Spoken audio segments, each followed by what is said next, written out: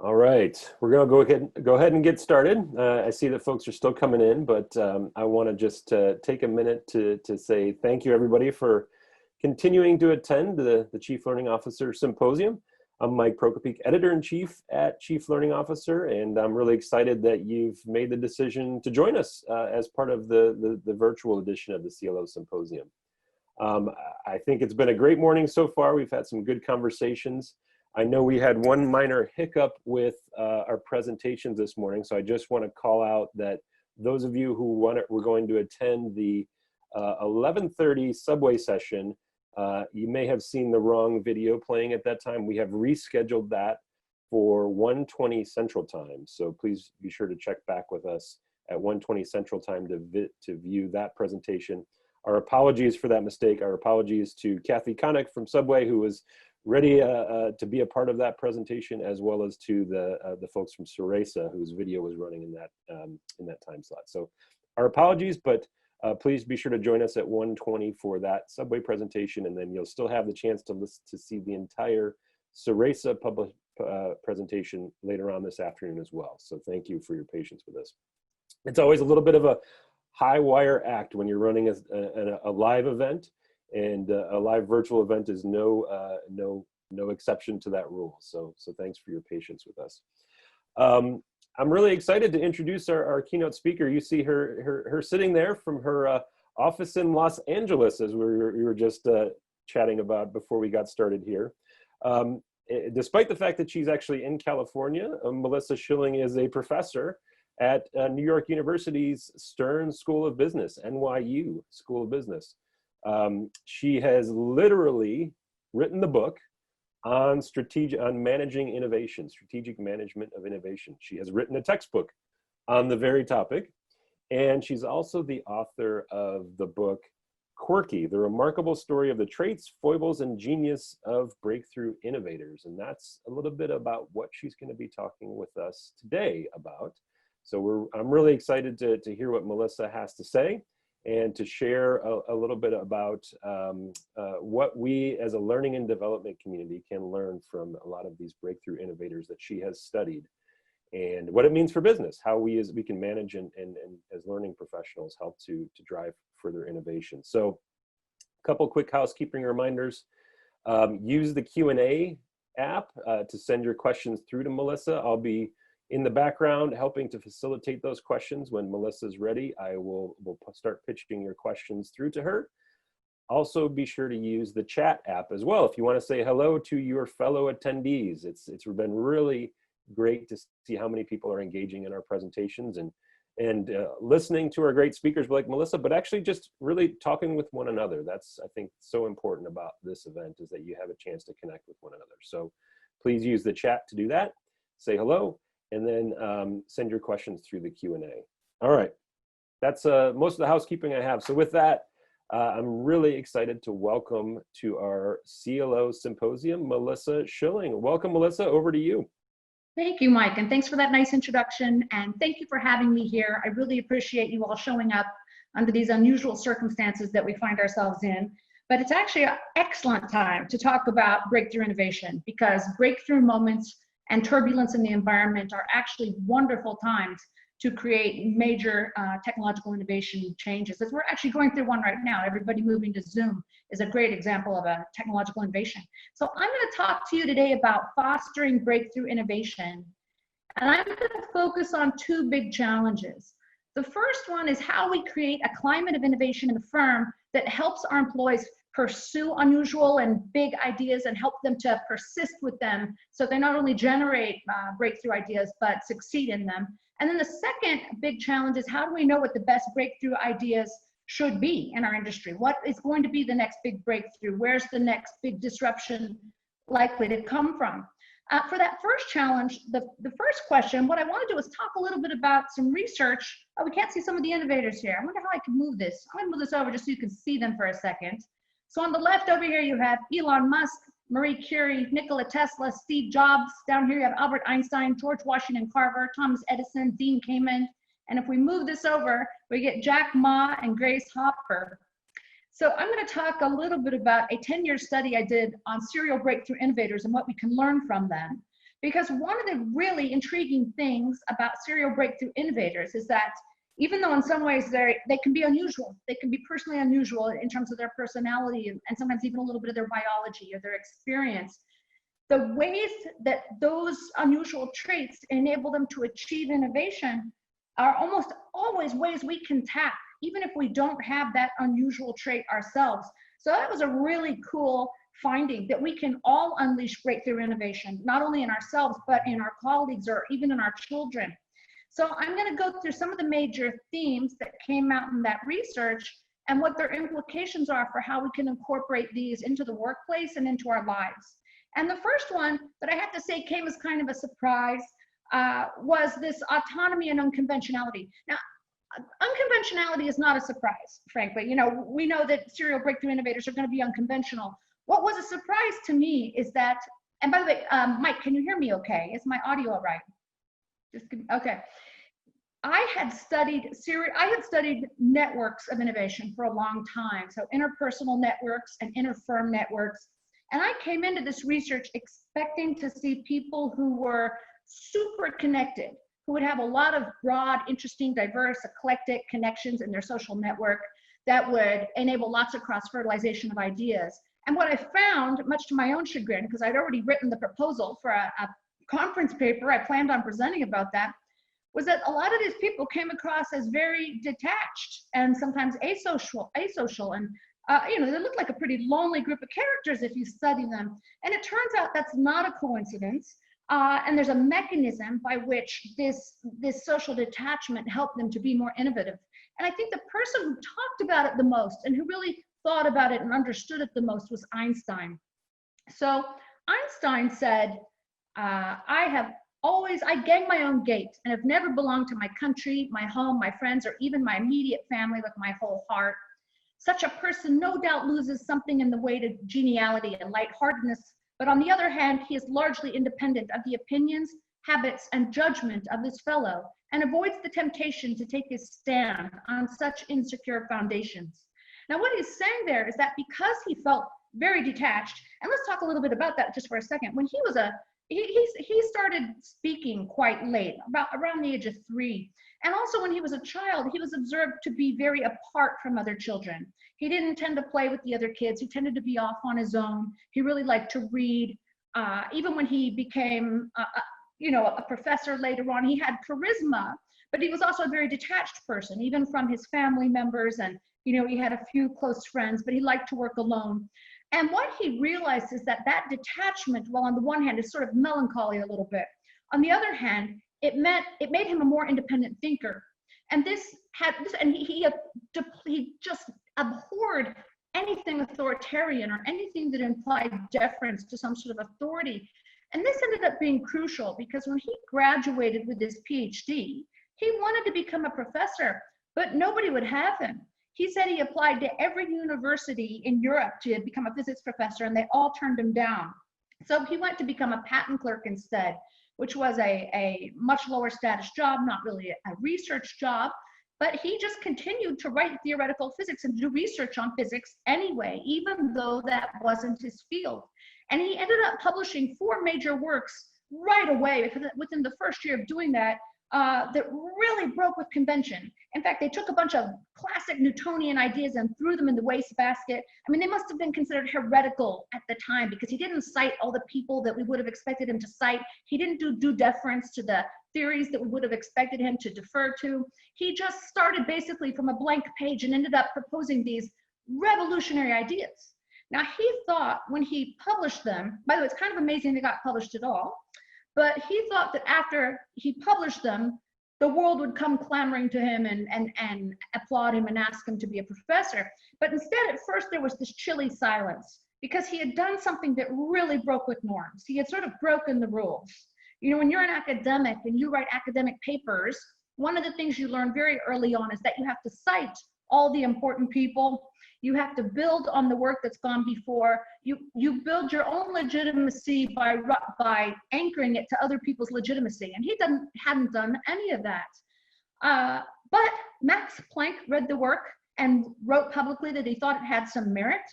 And then there was a solar eclipse that allowed some people to test some of the theories, and they found that his revolutionary ideas were correct. And suddenly the tide turned, and people realized that here was this genius scientist like none had gone before, and that even though he had really broken a lot of the rules, they recognized the importance of his work. So it took a lot of willingness to be disagreeable, let's say, or to break the rules in order to pursue that path that he pursued. And it turned out this was a really common thread in these innovators.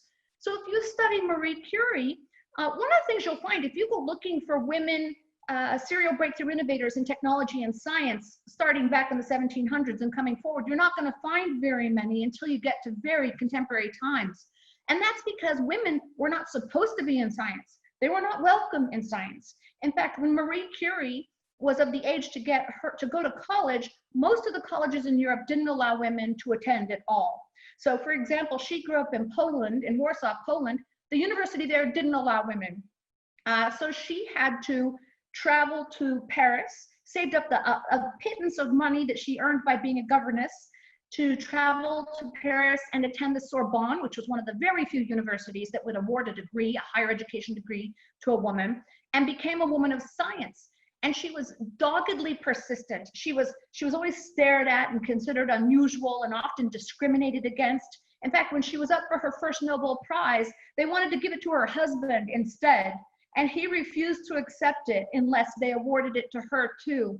And you see in Marie Curie a woman who felt like she had to really break with norms and be different from other women or other people in order to be a scientist. So one of the most heartbreaking parts of Marie Curie's story is that in order to be as focused on science as she was, she felt like, and Pierre also, her husband, felt like they had to give their children to his father, her father-in-law, to raise. So really, Pierre's father-in-law did most of the child care giving in the family. And when you read later on, one of her daughters, Eve Curie, wrote a biography about her mother after her mother's death. And in that biography, you read things like, Marie did not love family and friends. She loved only science. Or in all ages, women who burn to become great painters or great musicians have disdained the norm, love and motherhood. When you read this book, you hear the adoration and respect that Eve had for her mother, but you also hear the loneliness and the pain of a little girl who longed to have more of her mother.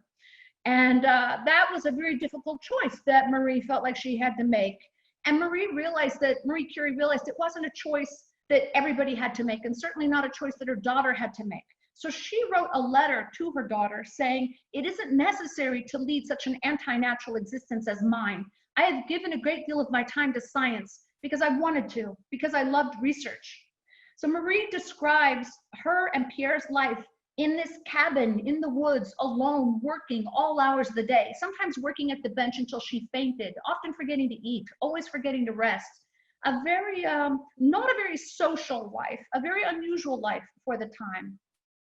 But that unusualness, that willingness to break with norms, that was crucial. It's crucial for all the innovators, but it was especially crucial for the women innovators. So you're looking at Grace Hopper. Grace Hopper was basically the person who invented computer programming language, another one of the first big women serial breakthrough innovators.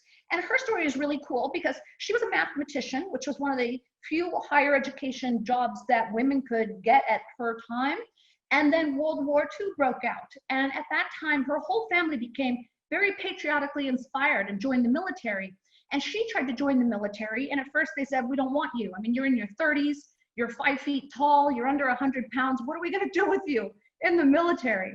But then they realized that she was a mathematician. So they put her to work on encryption projects. And she ended up rising to the rank of admiral. And then an amazing thing happened at that time, and that is that she discovered that as admiral, she was no longer thought of as female. She was thought of as an admiral first and female second. So the uniform essentially neutered her. And that enabled her to be a scientist and to also speak to executives at Hewlett-Packard and IBM and be respected in both business and in technology and science. And she said that was really important. She had wanted to be an engineer as a kid. She says, I wanted to be an engineer. My dad always made things, and I've always been fascinated with how things work. But there was no place at all for women in engineering when I graduated in 1928. So she found a way to break the rules in kind of a really remarkable and unusual path. Now, another thing that this sense of autonomy and detachment gives you comes through very clearly with Dean Kamen. I don't know how much you know about Dean Kamen. The thing you may know about Dean Kamen is that he invented the Segway personal transporter. But what you should know about Dean Kamen is that he invented the world's first portable dialysis machine, which was a life-saving machine. He invented the world's first portable drug infusion pump, which if you know a type 1 diabetic who wears a monitor on their side that checks their blood all the time and automatically injects insulin if needed, that is what he invented, and that was a life changer, completely life-changing innovation. He invented a bunch of prosthetic arms. He invented the iBot mobility wheelchair, which was the first wheelchair that could climb stairs and raise people up to eye level. And when he was that's actually the technology upon which the Segway is based. And when he was building that iBot mobility wheelchair, he had an interesting moment.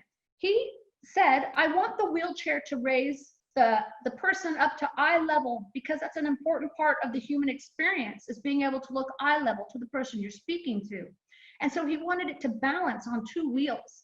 And people, including people in his company, said, it's impossible, you can't do that. To balance on 2 wheels, it requires constant adjustment of where your gravity is and constant turning the wheels back and forth to adjust where the gravity is. It turns out you being a bipedal person is quite an amazing feat, and to make a machine do it is pretty hard. And he said, don't tell me it's impossible. Tell me you can't do it. Tell me it's never been done. The only things we really know are Maxwell's equations, the 3 laws of Newton, the 2 postulates of relativity, and the periodic table. That's all we know that's true. All the rest are man's laws. And by man's laws, he means not laws at all. So what he's basically shown you is that his sense of detachment from social norms and social rules freed him from things that made us think things were impossible. It made things possible in his mind for him that other people believed were impossible. And that's going to link up to the next theme that we're going to talk about, which is self-efficacy. But first, let's talk about the implications of this first one. If autonomy and the willingness to be unorthodox and the ability to work alone and to break the rules is one of the things that enables people to take on unusual projects and stick with them and persist with them in the face of criticism, then that means we need norms that permit people to be unorthodox, and maybe norms that help us embrace weirdness. Because one of the downsides of being socially detached or being weird is that it can be hard to get support. It can be hard to get the resources you need. It may be hard to get the cooperation of people you need to help you to achieve your goals. And it can be hard to get your work accepted and adopted, like Einstein initially experienced. But if we find ways to embrace weirdness and to love and accept weird people and to recognize its attributes, its value, then they can get the best of both worlds, right? People can be unorthodox and still get the support they need. So that would be a really major, valuable, important thing. Another thing we have to do is we have to get rid of pressure to achieve consensus. One of the interesting things that I've noticed, if you go into a firm, it's very common to tell teams, work on this problem, everybody come up with some ideas, and then we're going to pick an idea to go forward with. That sounds really rational or really creative even. It sounds like a sensible thing to do, a standard brainstorming session, and then we pick one of the ideas. But I think those 3 words, pick an idea, are actually incredibly damaging. Because from the moment I say we're going to pick an idea, in your mind, you are already censoring the ideas you're going to consider. You're going to winnow your set down to those ideas you think can get buy-in from the rest of the team. You maybe even winnow your ideas down to ideas you know are already shared by other members of the team. Because if we're going to pick an idea, we're going to have to achieve consensus. And so there's no point in pursuing your weird ideas. Now, right away, you're actually also seeing why being disagreeable can be an advantage. Because some people are willing to stick with ideas that nobody else agrees with, even in the face of criticism. But that takes a certain stubbornness, right? A certain doggedness and a willingness sometimes to be disliked, a willingness to break with harmony. We have to find ways to get rid of pressure to achieve consensus, or we're just going to get the most mediocre common ground that we all share. If we want to get breakthrough ideas, we have to be willing to let people be weird, and we have to say, we're going to follow lots of ideas. You don't have to agree. We can follow multiple paths here, and don't choose just the things that you think other people are going to like. And related to this, we need to give people time to work alone. There's an interesting field of research on brainstorming. I'm going to move out of the sun here a little bit. That says, there's actually a ton of research on brainstorming groups that shows they don't work, and yet we still use them. Brainstorming groups produce fewer ideas, ideas of less novelty, and ideas of less quality. And the reasons are pretty simple. What the research on this has shown, the two primary reasons are, first of all, fear of judgment. So when you feel like your ideas are going to be judged by others, you don't put your craziest stuff out there. So you self-censor. But the other one that's also really important is something that I'm doing to you right now. It's called production blocking. And what it means is that while I'm talking, you're not talking. In fact, you're not even thinking the way you would be thinking if I wasn't talking.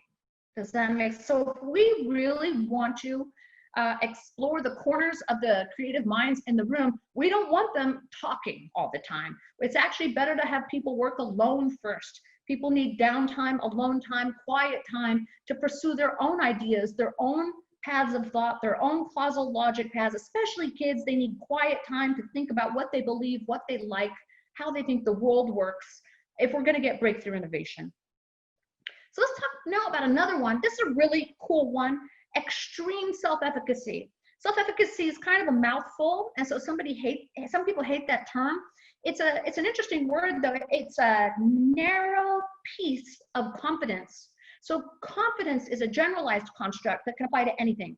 You could be confident that the day is going to go well, or that you have great teeth, or that your mother loves you, and you can be confident that you're good at your job. But self-efficacy is explicitly your faith in your ability to overcome obstacles to achieve your goals. It's task-related confidence that you believe you can achieve what you set out to do. And all of the serial breakthrough innovators I looked at had extreme self-efficacy. But probably the most iconic poster child of self-efficacy of our day today is Elon Musk. So here's a guy who, by the way, sold his first computer game when he was 12. And I know today you're thinking, yeah, my 12-year-old can probably write a video game. But you have to remember, when Elon was 12, we had DOS, and we didn't have the internet. So imagine teaching yourself to program and writing a computer game that you could sell in the days of DOS and no internet. So he sold his first computer game at the age of 12, and then later on he started up a really cool portal business in college that he ended up selling for more than $100 million. Then he ended up developing X.com, which merged and developed the product PayPal, which you've all heard of, which sold for a lot of money. And so then he found himself at around, I think, the age of 28 with about $158 million of his own, wondering what he could next do in the world. And he's not the kind of person to go retire on a beach and drink mojitos. He would find that really boring. So he wanted to find some way that he thought would contribute most to humanity.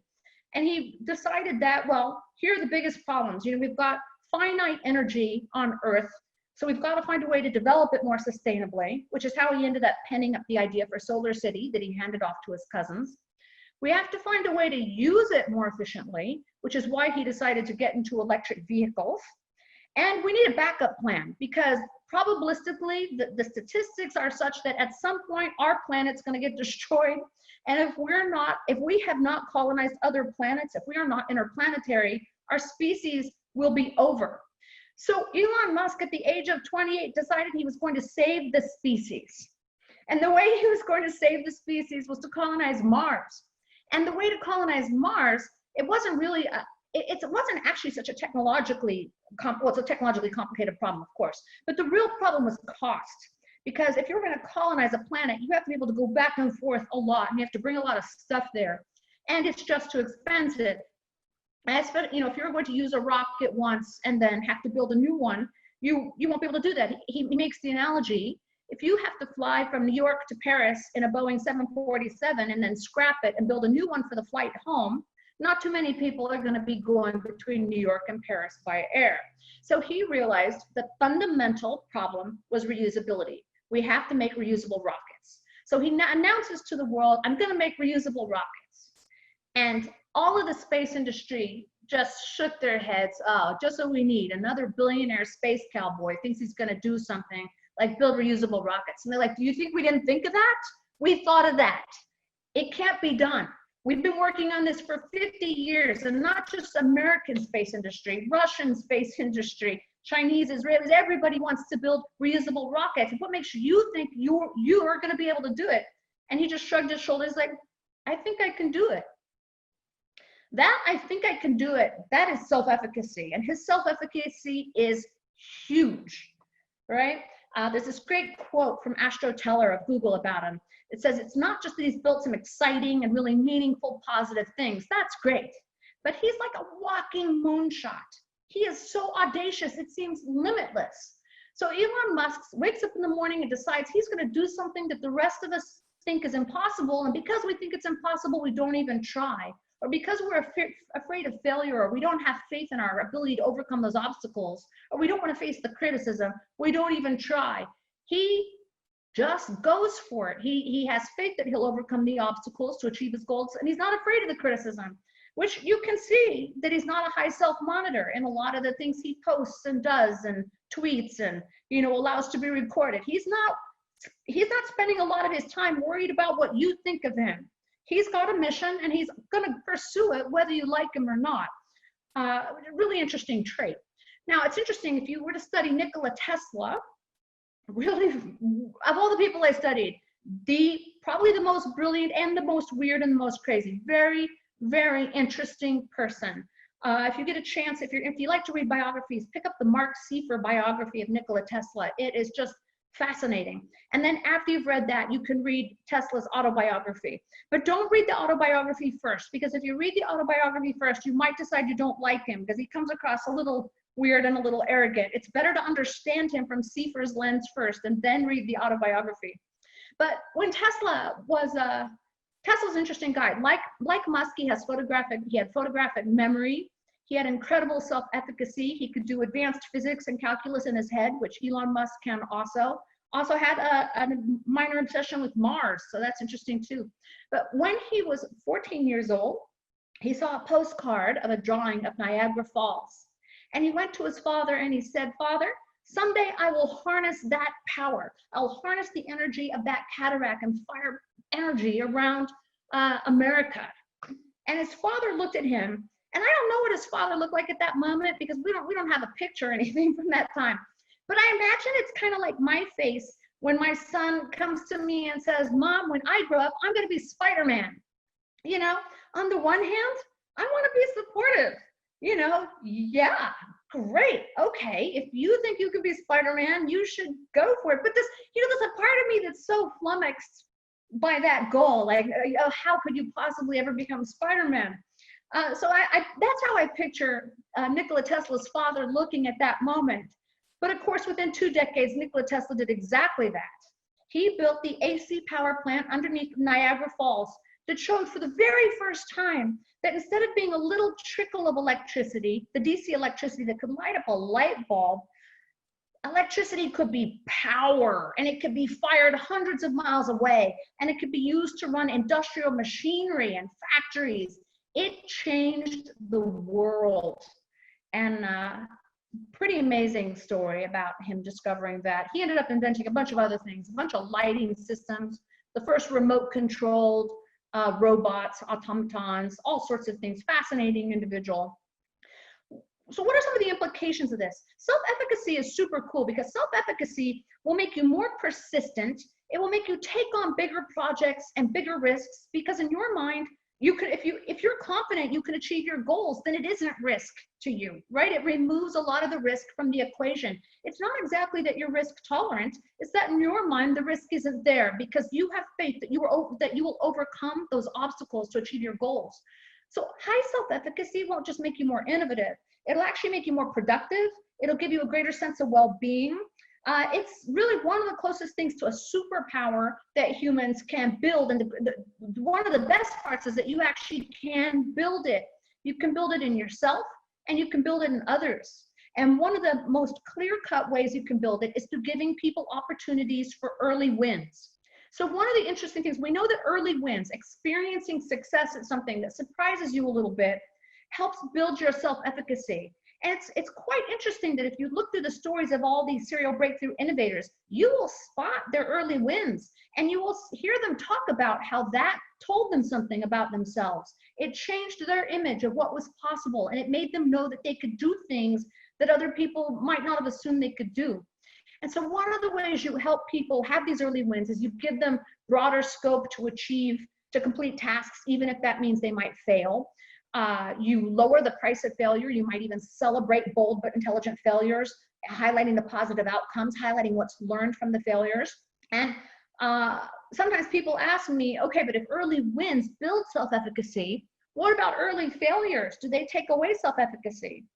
Now, that's an interesting question. It hasn't been researched very much yet. And we suspect that, yes, early failures can take away self-efficacy. But here's a really cool little trick of being a not quite rational human that works in our favor. And that is, we have a bias called self-attribution bias. We come wired with this. I think all of us do, but at least most of us do. And self-attribution bias means that when you succeed at something, you own it and you think, yeah, I did that. Look what I did. I achieved that great thing. And when you fail at something, a lot of times you externalize that. You say, oh, well, that, the environment changed, that tool didn't work, those people didn't help me, I couldn't have known that information.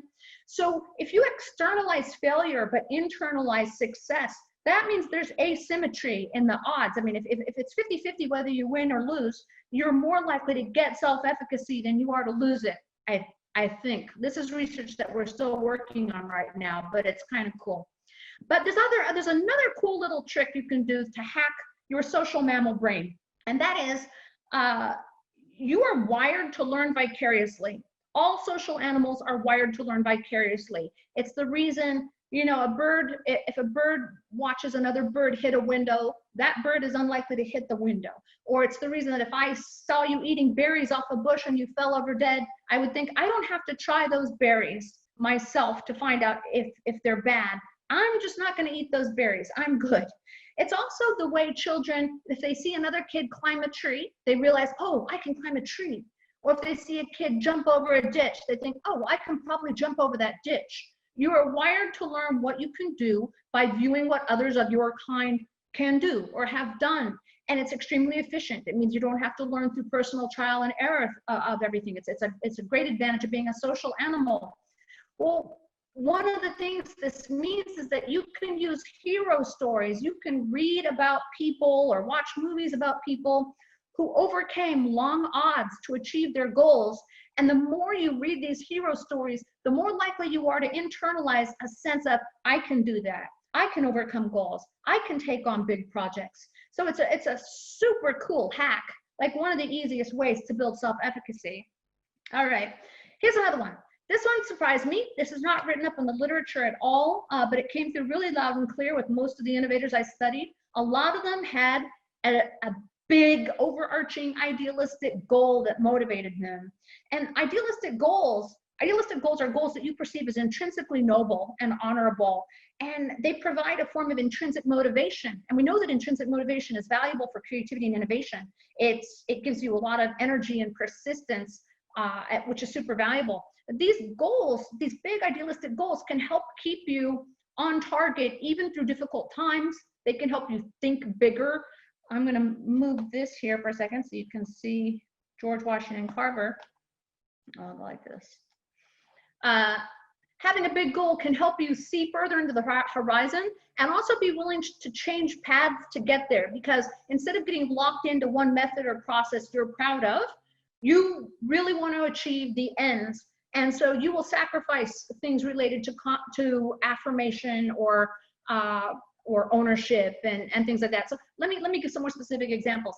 George Washington Carver, he was born a slave, and he was a really bright kid, and he worked really hard, and he applied to college, and he was accepted to college. But when he showed up there with his things, they looked at him and said, oh my God, you're black. And they sent him away. Now, eventually he was able to go to another college that accepted him, and he became a botanist. And he dedicated his entire life to helping poor Southern farmers increase their crop yields so that they could feed their families. So he generated all kinds of cool ideas around crop rotation. He's of course known for all of his applications of peanuts, and someone who just achieved a remarkable thing because he had an idealistic goal that just fueled him. Dean Kamen is also another incredibly idealistic person. Now, Dean Kamen, I already talked to you about him before about wanting to invent the iBot mobility wheelchair. He also invented the slingshot water purifier. And the slingshot water purifier is a device, it runs on a Stirling engine, so it can turn just about anything into fuel, including dung, which is important. And then it can change, the slingshot water purifier can turn just about anything remotely wet into potable drinking water. And he's demonstrated this at conferences by urinating into it and then drinking the water, which apparently people find very convincing. So he decided he was going to launch this into the world, and he imagined that big corporations would be lined up to buy this, but they didn't. And pretty soon he realized, oh yeah, the places that don't have clean drinking water are places where there's no money, right? They don't have a lot of money to spend, and so corporations weren't really interested in selling this product. So he put $50,000 of his own money into it. And people said, Dean, what are you doing? You have a small company. You're not going to be able to sell these things for a lot of money to the developing world. What are you doing? And he said, I just believe in it. It might fail, but you've got to try. Look at the state of the world. It's a mess. What if we can fix it? All right. So implications. We can cultivate ambitious, idealistic goals that'll help us find our purpose, that will tap a deep reservoir of energy, resilience, and well-being. We will be more motivated. We will feel more meaningful and get a greater sense of well-being from our work. We'll work harder. We'll work longer. Some of these people actually probably worked too hard and too long. They worked so hard that their goal was more important than money, for sure. But it was also sometimes more important than their health. It was more important than family. It was certainly more important than their reputation. So an idealistic goal is a very powerful thing. You have to be careful that you don't let it also blind you. So there's a great story in the book Quirky that I wrote about Nikola Tesla, how he became so locked on to his goal of building a global wireless communication system that he wasn't strategic about anything else, and he ended up losing all of it. I don't have time to tell you that whole story now, but it's a beautiful story about how intensely committed he was to his mission, and it's a very sad story in the end, but quite poignant. So there's a lot of lessons there. But I do think most corporations have a lot of opportunity to increase the commitment of their employees, their motivation, their innovativeness through cultivating more idealistic goals. We are way more likely to work hard and think big about how we cure cancer than about how we boost next quarter's earnings, right? And people work harder, they'll work longer, they'll rally to your cause, maybe even if they look at Musk. This is a great example. Musk has a hugely devoted fan base. Just go on Twitter sometime and follow him, and you can see. And it's because they bought into the mission. They believe in the mission, and they stuck with Tesla stock even through all of its trials and tribulations. And I think they're probably feeling pretty happy about that right now. And you can also use credible commitments that signal that the mission comes first and profit will follow. And a great example of credible commitment signaling also comes from Musk. It comes from SpaceX. So I don't know how much you've been following SpaceX. SpaceX has been a huge success. It's managed to launch rocket missions for less than 1/10 of the cost of other rocket companies, in large part because the rockets are reusable. It's achieved things that everybody said were impossible, landed rockets and reused them. And it's doing great. It's worth a lot of money, and it's privately held.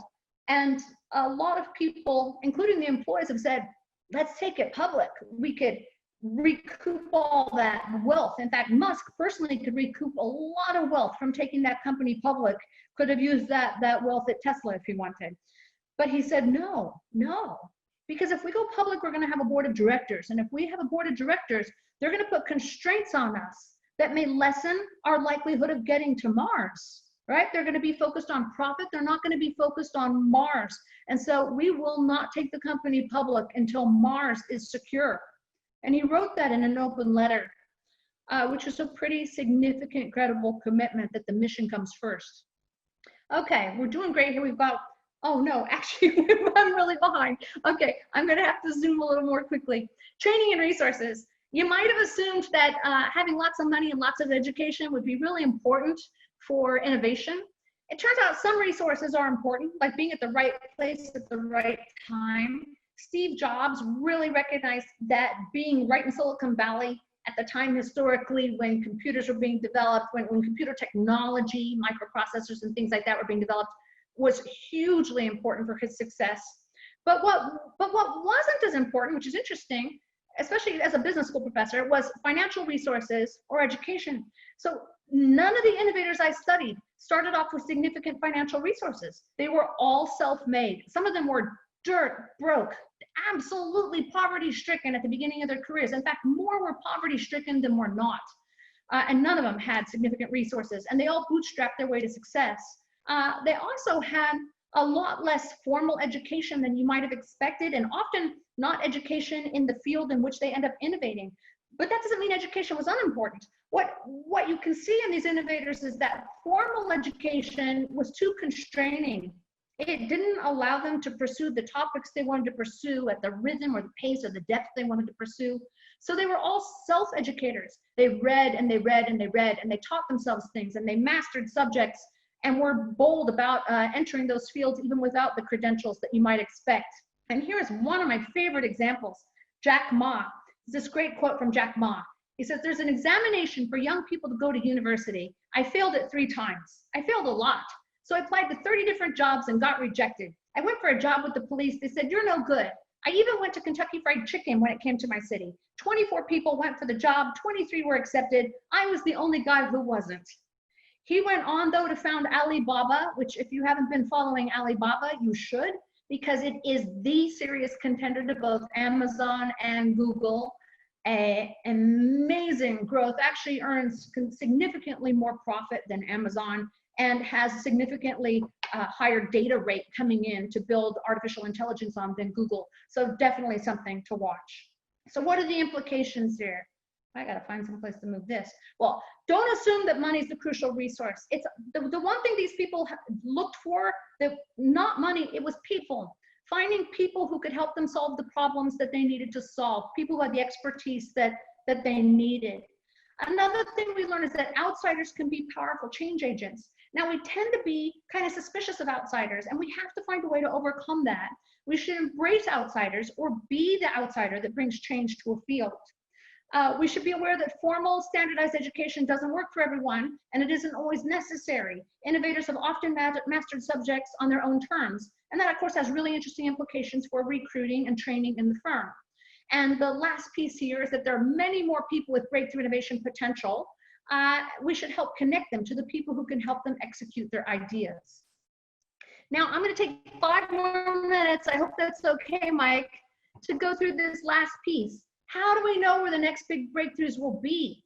We often assume, I mean, the world is complex and it's uncertain, and we often think of breakthrough innovation as being like a lightning bolt that we can't anticipate, and you know, we just get lucky or unlucky. And that is just not true, because actually the world is following trajectories that are very, very sticky. The trick is seeing the trajectories. So I'm going to do a little exercise here for you that it teaches you to abstract so that you can identify technological dimensions in your own environment and figure out where the next big breakthrough opportunities are. And so I'm going to just skip the slides. I basically said it. And I'm going to start with a story about Super Audio CD versus DVD audio. So in the 90s, Sony and Philips had invented the CD format, and it was a huge cash cow because every piece of recorded media, every software on a CD, every CD player, every CD embedded into a computer, all of those had to pay a royalty for that CD format to Sony and Philips, and they made a ton of money. But after a while, everybody had already, you know, replaced their music libraries. They already had a CD player in their home, and so sales slowed down. And we see this cycle in consumer electronics where once you've achieved saturation on a technology, we want to invent the next greatest, best new technology, so that you have to run out and buy everything again. So the next greatest, best new technology was to be high definition CDs. CDs had been developed to hold more information, so you could make CDs that could hold a lot more data and have higher fidelity. So Sony and Philips invented something called Super Audio CD. And this time, the rest of the world, Toshiba, Hitachi, all these other guys said, no, we don't want to pay royalties to you for everything. So we're going to invent our own standard, DVD audio, and we're going to have a patent pool as a consortium, and we're not going to pay fees to you.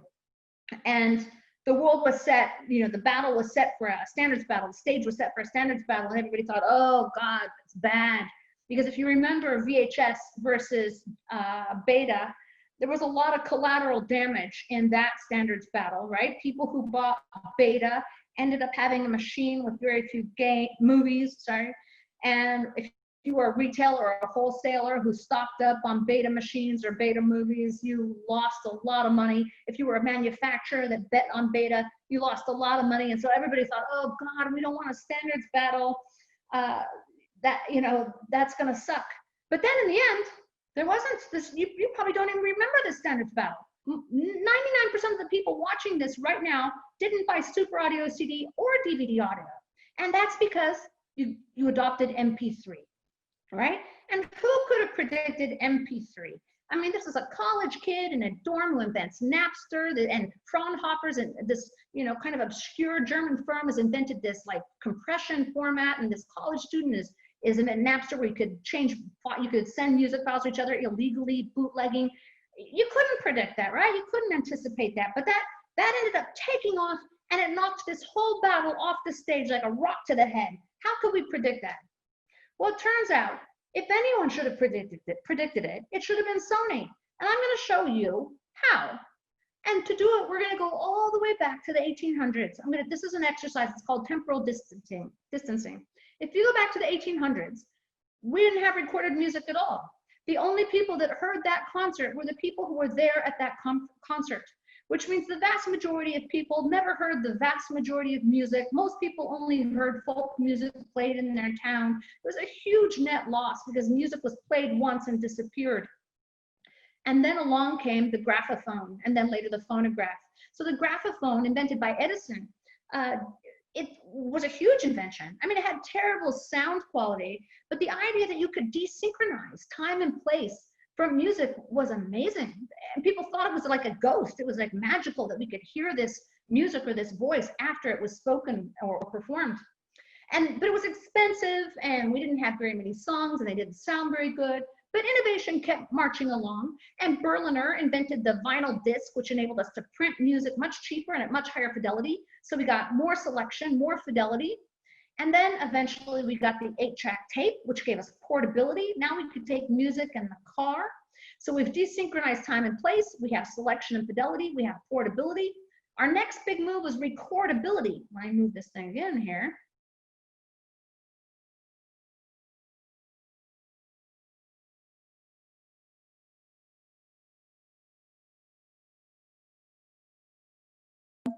Okay, sorry, I accidentally muted myself. So Philips invented the analog cassette, which enabled us for the first time to record voice and music for the first time. You could now make a mixtape for the love of your life, or you could record, you know, the Dead on tour. So it was a big, big deal, recordability, which we'd never had before. But we gave up some fidelity with recordability. So along came the CD. The CD gave us much more fidelity, much greater fidelity than the vinyl disc or the analog cassette. But we gave up some portability and some recordability for the CD. Most of us didn't have CD burners in the beginning, and a lot of us never got CD burners. And the portability was never great with a CD player, okay? Now we've set the Super Audio CD. Super Audio CD is another fidelity move. So a fidelity move on top of a fidelity move. And we already know that the last fidelity move, we forfeited some recordability and transportability, portability, but we've got a big fidelity move here, right? If you compare Super Audio CD to regular CD, there's a demonstrable, scientifically measurable difference. You can even see, if I move my cursor down here, look at the difference just in the range of hertz in the playback frequency range. It's a big deal. So CDs went up to 20,000 hertz, and Super Audio CD went to about 100,000 hertz. There's only one problem, and that is that there's only one member of your household who can actually hear above 20 hertz, and it's your dog. Human hearing really goes up to about 20 hertz, 20,000 hertz, 20 kilohertz tops. Your dog, on the other hand, could hear this Super Audio CD and probably thought it was amazing. He was thinking, wow, you never played music like this before, but you couldn't hear it. In fact, men have lost about 20% of their hearing, or I guess up to about 18,000, so it's not 20%, it's less, by the age of 18. So really, to own a Super Audio CD, you either had to really love your dog, or you had to just be really enamored of the signaling value of knowing you had a machine with all this fidelity, because you couldn't hear the difference. Now, you might say, well, I guess Sony just overlooked that fact. I mean, Sony should have known portability was important. Sony rode to wealth and riches on the back of the portable, because Sony's first huge invention was the Walkman, which had been a gigantic success that made them a household name. They also, I'm going to go back to this slide here. Sony employed more sound engineers than any other company in the world at this time that this was taking place. And they did a test with sound engineers where they had sound engineers blinded listen to 50% of the time regular CD and 50% of the time Super Audio CD. And they were supposed to identify when they were listening to Super Audio CD. And they got it right exactly half the time, which is random chance. So Sony, of any company, should have known that the fidelity move had low payoff, and the portability move probably had payoff. So how do we not make this mistake? The first thing we need to do is make sure we identify the dimensions of our technology. So what we just did, we identified desynchronization, selection, fidelity, portability, recordability. We identified those dimensions. And we take each of those dimensions and we think, what is the shape of the payoff curve? Some of them might have a linear payoff curve. A lot of them have like a parabolic payoff curve, meaning at the beginning, small improvements have a big payoff, and then above some level, you don't really care anymore. A lot of them have an S curve. I'll give you an example. Look at this center screen here, car speed. You know, below 10 miles per hour, cars were a joke because horses were better. They were cheaper, more reliable. You could start them quite easily. But once you started getting above 15 miles per hour, suddenly each additional increase in miles per hour was a big deal. Suddenly cars were better than horses, and speed had a huge payoff. So you see this really steep increase here. Then once you get to around somewhere maybe around 90 miles per hour, it starts to level off, because in part because of speed limits and the quality of roads and human reflexes.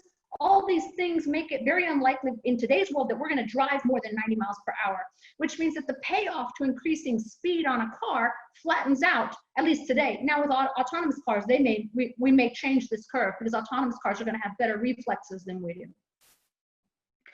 So you can build a little matrix where you can take those dimensions, all the dimensions you uncover through this temporal disting exercise. I have an article on this in Harvard Business Review called What's Your Innovation Bet? So you can go back and review this and walk through the steps.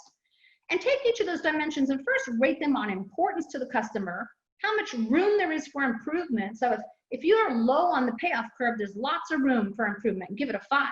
But if you're at the top of the flat part of the payoff curve, there's no room for improvement, so give it a 1.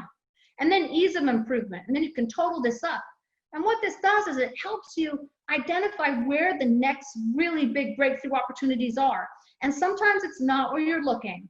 Often it's not in your wheelhouse. It might be something that you weren't super excited about, and that's why maybe you couldn't focus on it. So Sony was really focused on fidelity, and it made them overlook that fidelity didn't have a great payoff. I did some consulting with Bloomberg Corporation about 10 years ago now, and Bloomberg was really obsessed with speed. That company was really obsessed with how much data you could move at a certain rate, and it made them really not very attractive to mobile solutions. Mobile solutions looked unattractive because they were going to sacrifice speed, and they were going to sacrifice screen size, which would sacrifice the kind of algorithms and visualizations they could use. So they didn't really like it. So nobody really wanted to do it. But they did this exercise, and they realized what they were missing, the big payoff, was in ubiquity, because an investment banker is an investment banker 24/7. And if they can be an investment banker on the way to the subway, or in the waiting room of their doctor's office, they want that. So a ubiquitous solution had huge payoff. And they ended up inventing, coming out of that meeting, put 60 more people on that project and developed a world-class award-winning mobile application. So the whole point of this exercise, oh, okay, I'm running out of time.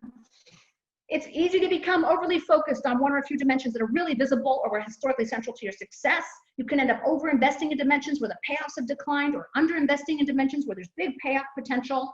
If you take the time to understand these dimensions, though, and really truthfully map out their payoff curves, you're going to see where the best opportunities are. You're also going to see who's best positioned to take advantage of them. And I'm going to end it there and try to open it up for questions. Mike, can we get a little extra time for questions since I ran a little bit long? Is that possible? Yeah, we've got a couple minutes here for some questions. I know that there was another session that started, so just want to encourage, if anybody who wants to jump out, please go ahead and do that, but we'll stick here and answer some of the questions that are coming through. Thank you. All right, well, yeah, and absolutely. Thank you for this presentation. Here's the first one, and it comes from Ken, and Ken's asking, if alone time is required for innovation, are introverts then, do they tend to be more innovative? Do you find any correlation between introversion, extroversion, and innovation? Yeah, so it's a really great question that you asked. Historically, a lot of research posited that introverts would be more creative, that introverts are more innovative, and there was some empirical evidence found for this. Introverts have that advantage of spending time alone, pursuing their own thoughts, and so they come sort of wired to spend this time alone, which is super important. But what is also interesting is that several of the people that I studied in my set would not be classified as introverts, because several of them were quite domineering. For instance, Musk and Jobs are quite domineering, and the trait of domineering is reversed to introversion on the classic extroversion introversion scale. So I think what that's pointing out is that you don't have to be introverted to take time alone and be creative and be autonomous, but introversion can be something that basically sets the stage for people to be more creative, because they're naturally going to spend more time alone. And there's some great work on, I probably have it here actually. There's some great work on how introverts are often more creative. But you can be an extrovert and be quite creative. And Jobs is actually probably more of an extrovert than an introvert, and yet asocial. So introversion's a funny, doesn't quite capture these people. Hey, Melissa, we were kind of breaking up there for that. Am I frozen? Yeah, you're frozen, but I can hear you. So maybe just turn off your camera real quick, see if that can help us fix it. I'm going to do so. Where did you lose me? I think we got most of it. It just sort of at the end, you started to break up a little bit. Oh, sorry about that. No worries. Caitlin asks, how do you get individuals who are maybe more quiet or introverted to then voice their opinions and ideas? So maybe there's a related question there, where people who have these really innovative ideas, but they're, they just don't care to voice them, or not invited to voice them. Are there any tips you have there? Yeah, there's a bunch of tactics that are useful there. One of the ones, of course, is you get people to write things down and be able to pursue their ideas in a written format in an environment where they're expected to submit their craziest ideas. You tell them this is judgment free. We want to hear the weirdest stuff you can come up with. We want you to write. So, that's just one thing. But another key thing is around signaling, like in the organization, showing that everyone has voice, enforcing that everyone has voice, creating context where people are expected to, at every level of the organization, are expected to contribute their ideas, even if it's criticism of somebody else's idea.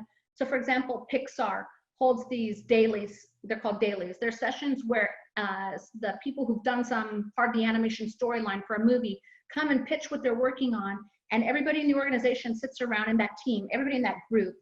And people from the lowest levels to the highest levels are all expected to say stuff and put stuff out there, and the junior people are rewarded for doing that. So it sends a strong reinforcing message that this is what we expect you to do, and we're going to value you for doing it. One question I actually have has to do with, operating in a virtual environment and innovation. You talked about at the beginning embracing weirdness. But yet, when we're all engaging in video calls, Zoom calls like this, there are perhaps more norms that we need to operate by as we try to talk with one another that maybe might push out some of that weirdness that you would be able to allowed to live in a face-to-face environment. Any tips you might have on how do we interact virtually during this time we're in that might allow us to embrace the weirdness a little bit more? Yeah. Oh, that's interesting that you bring that up. I actually, you've inspired me. I want to do a research project on that because this may change, this may create an inflection point in how we innovate.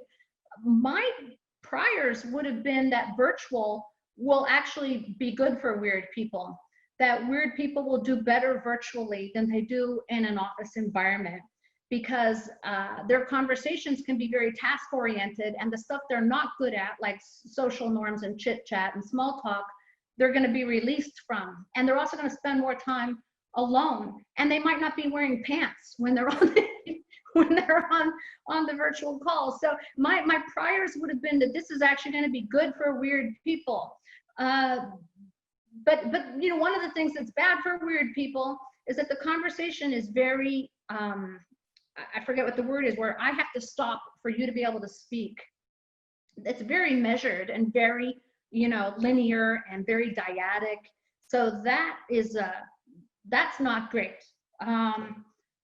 That's a great research project. I'm actually going to write that down and get a doctoral student working on that right away. All right, just give me a little bit of credit when you do that research study. I will. If it comes on. Give me a nice quote and I'll put it right in there. Yeah.